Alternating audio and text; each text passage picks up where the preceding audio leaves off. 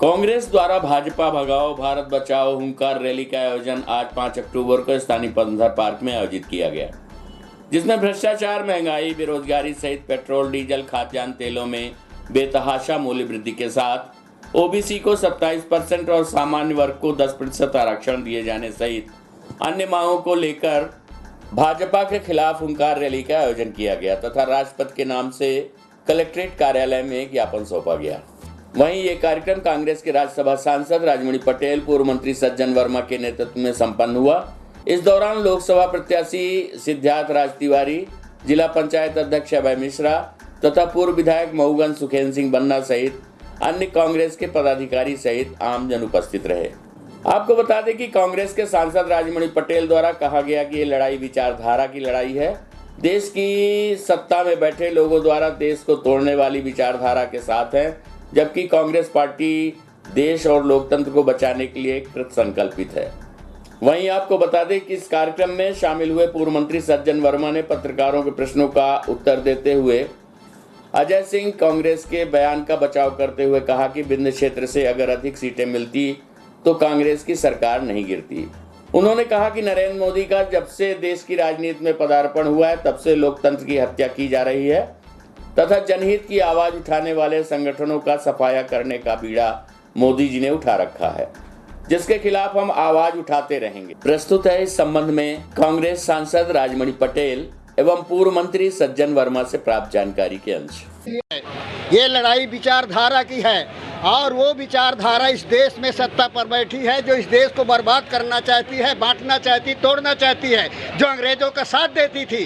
भारत और हमारी भारतीय कांग्रेस जो है वो विचारधारा है जो देश को आज़ादी में कुर्बानी दिया, देश को बनाने में योगदान दिया। ये हम कांग्रेस की विचारधारा को मजबूत करने लेके जनमत संघ आया है और ये संकल्प लेकर के आया है कि देश को तोड़ने वाली भाजपा को भगाओ और भारत को बचाओ। ये नारे के साथ आई जिसमें हमारे सब नेता लोग हैं और ये जनता इस भाजपा को भगाएगी, देश को बचाएगी, जनतंत्र को बचाएगी, प्रजातंत्र को बचाएगी। धन्यवाद।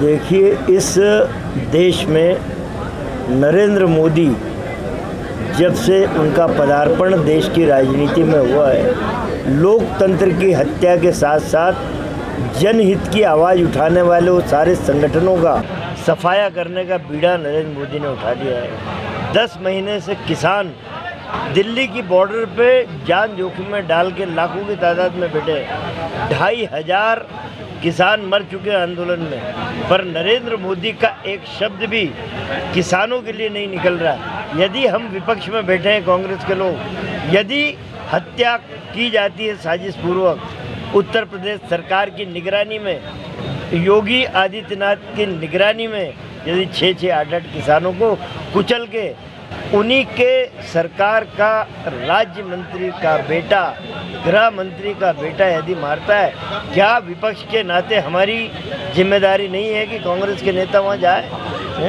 यदि हम जाते हैं तो हम पे राजनीति करने का आरोप लगाते हैं। क्या मंदिर में घंटी बजाने बैठ जाएं या तुम्हें पूरे देश को सर्वनाश करने के लिए छोड़ दें? याद रखना नरेंद्र मोदी और मिस्टर योगी, इस देश का किसान, इस देश की जनता आने वाले 2023 और 2024 में तुम्हारी ईंट से ईंट बजा देगी। हम हमारे विपक्ष के धर्म का पालन करते रहेंगे।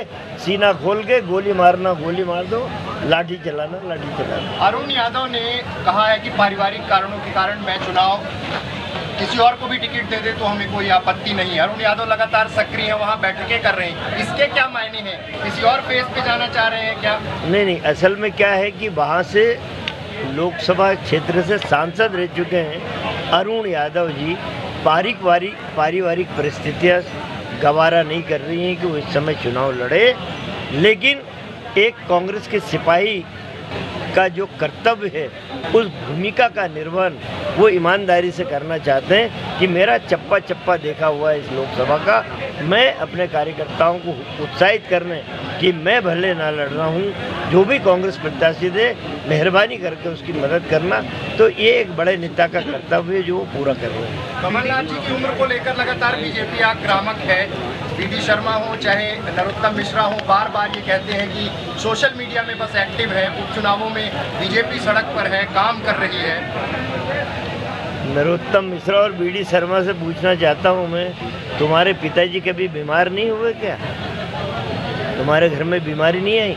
एक हौसले वाला मुख्यमंत्री जिसका दृष्टिकोण इस प्रदेश को आगे ले जाने वाला था, यदि वो कोरोना की महामारी जो कि तुम्हारी देन है नरेंद्र मोदी और शिवराज, यदि वो ग्रसित हो जाता है तो क्या उसे इलाज कराने का अधिकार नहीं है? क्या अपने कमरे में बैठ के या हॉस्पिटल में बैठ के वो तुम्हारी काली करतूतों के लिए ट्वीट भी नहीं कर सकता? फील्ड में आ गया, उन्होंने तो कहा और रेस लगा लो जिसे लगाना है। ये बीडी शर्मा पता नहीं कैसे इसको भारतीय जनता पार्टी का अध्यक्ष बना दिया, ये किसी जिले का अध्यक्ष बनने लायक भी नहीं। एक आध जनता नहीं, सीटें नहीं आई, वो अलग। देखिए, मैं उनके प्रश्न का सही रूप आपके सामने प्रस्तुत करता हूँ कि विंध्य से बड़ी उम्मीदें थी कि बहुत सारे विधायक हमारे जीत के आएंगे। विंध्य से बहुत कम मात्रा में विधायक जीत के आए।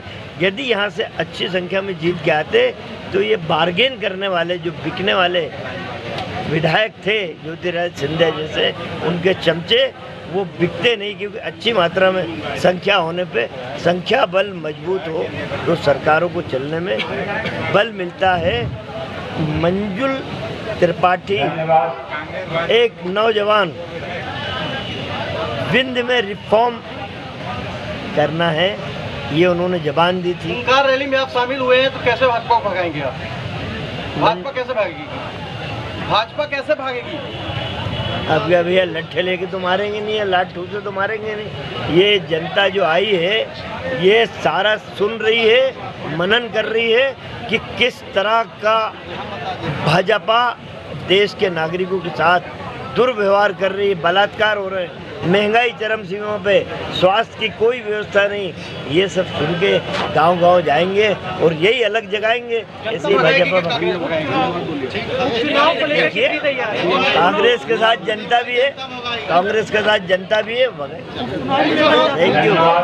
उपचुनाव को लेकर कांग्रेस की कितनी तैयारी है? 4 महीने से तैयारी चल रही है। माइक्रो लेवल तक हमारी कमेटी बन गई है, प्रभारी 4-4 बैठक में हैं। बीजेपी से बहुत आगे हम।